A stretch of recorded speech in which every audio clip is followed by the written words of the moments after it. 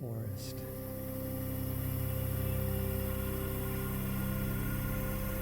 Hey everyone, welcome back to another video here at Shiva Das Ambient. First of all, I'd like to thank everyone that has subscribed and written really nice messages.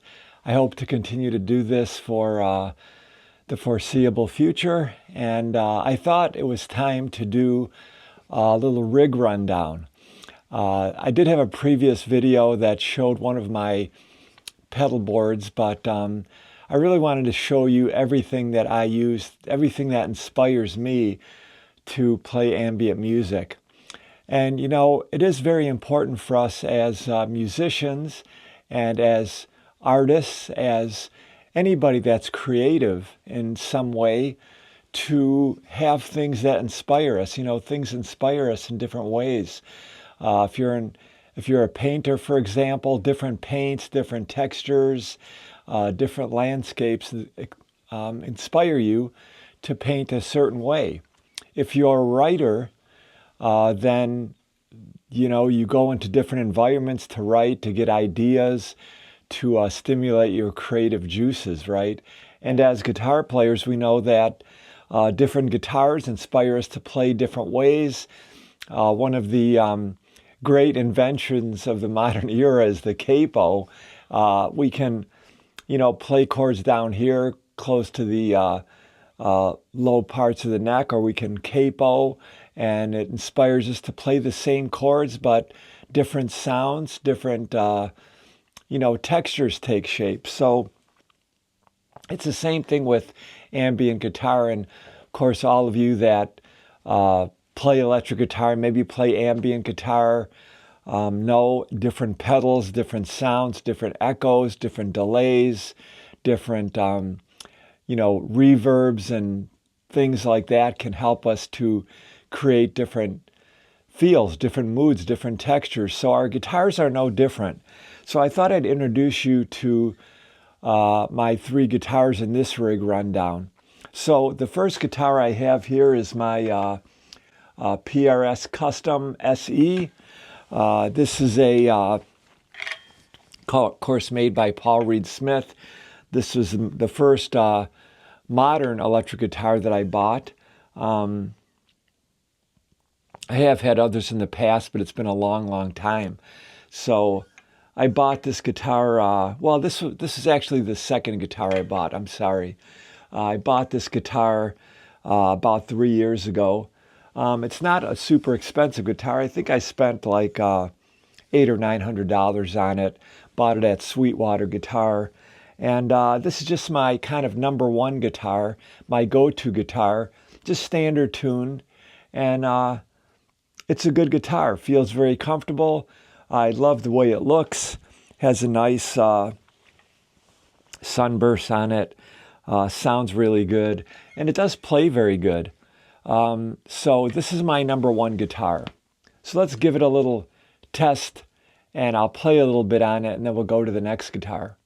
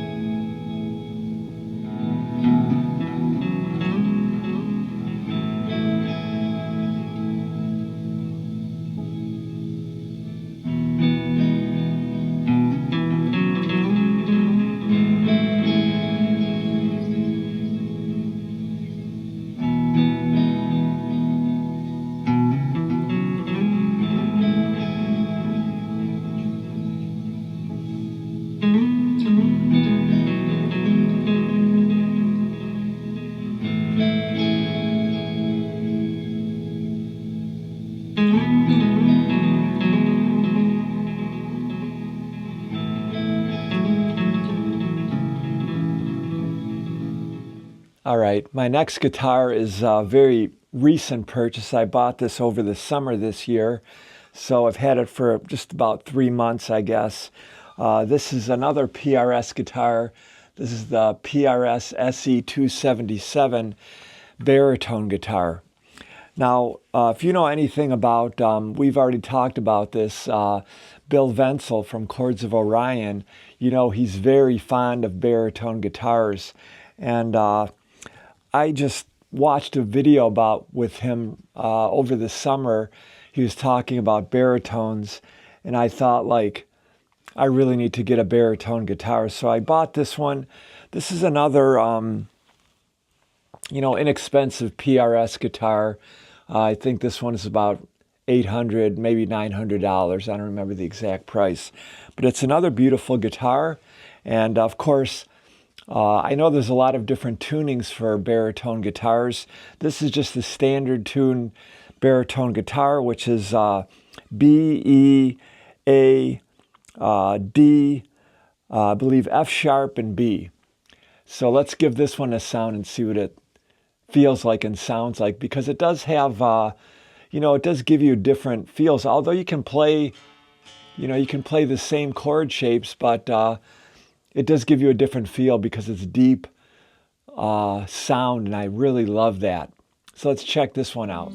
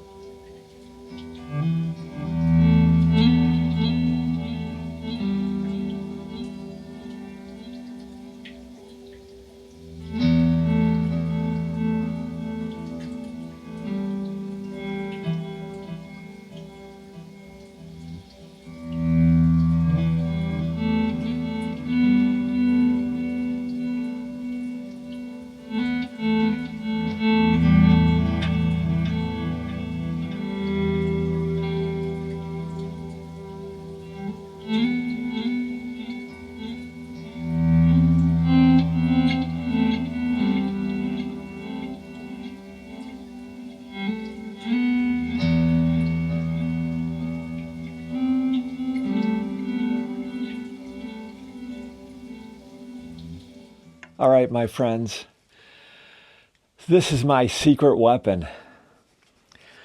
This is the first electric guitar that I have owned in many, many years, and I bought this guitar back in 2019, I think, when I was first really starting to get into ambient music. Wanted to get really into it, so I went from playing my acoustic guitar in an ambient way to playing an electric. And the reason I did that is because even with effects, which I wanted to get into some effects, when you're playing an acoustic guitar, especially in a small room, you can still hear the natural sound of the acoustic guitar and then the effect. And although I kind of like that, I did want to have something that you could just get the electric guitar sound. So I found this guitar. This is of course, a Gibson SG Custom.